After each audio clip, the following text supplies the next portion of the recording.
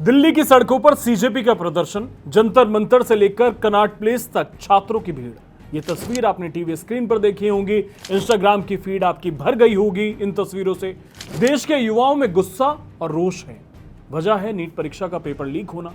Paper leak माफियाओं ने लाखों युवाओं के भविष्य को दांव पर लगा दिया है। क्या आपको लगता है कि इस देश में सिर्फ वही एग्जाम लीक हुआ है जो सिर्फ केंद्र सरकार के अंतर्गत आता है? जो अन्य राज्य सरकारों के अंतर्गत आते हैं वो कुछ नहीं हुआ है? क्या सिर्फ एक ही जगह युवाओं के भविष्य के साथ खिलवाड़ हुआ है जिसके लिए सिर्फ केंद्र सरकार जिम्मेदार है? बिल्कुल नहीं। जो तस्वीरें आपको टीवी पर दिन रात दिखाई जा रही हैं वो सिर्फ आधी सच्चाई है। सबसे पहले बात नीट की ही कर लेते हैं।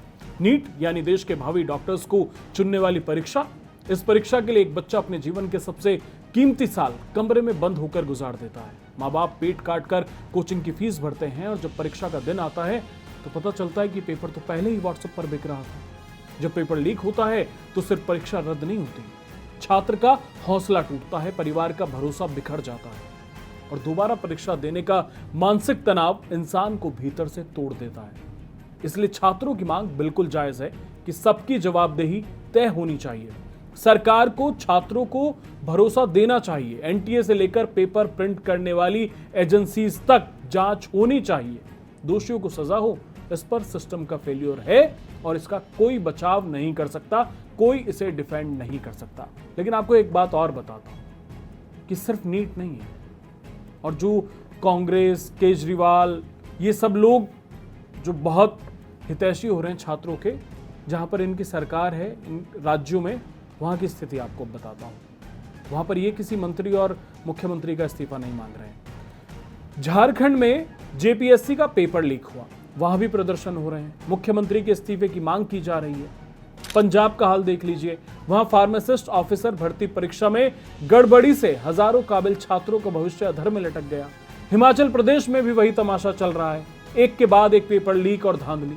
अब मेरा सवाल सीधा आपसे है, इस देश की जनता से है और इस बिकाऊ मीडिया से है कि अगर नीट का पेपर लीक इस देश का राष्ट्रीय मुद्दा है और उस पर केंद्र सरकार को जवाब देना चाहिए, केंद्र के मंत्री का इस्तीफा अगर मांगा जा रहा है, तो क्या झारखंड, पंजाब, हिमाचल इस देश का हिस्सा नहीं है? क्या उन राज्यों की सत्ता में बैठे मुख्यमंत्रियों और मंत्रियों को इस्तीफा नहीं देना चाहिए? क्यों नहीं मांग रहे राहुल गांधी अपने मुख्यमंत्री से इस्तीफा? क्यों नहीं मांग रहे हैं केजरीवाल अपने मुख्यमंत्री से इस्तीफा? क्यों उन राज्यों के पेपर लीक के लिए जवाबदेही तय नहीं होनी चाहिए?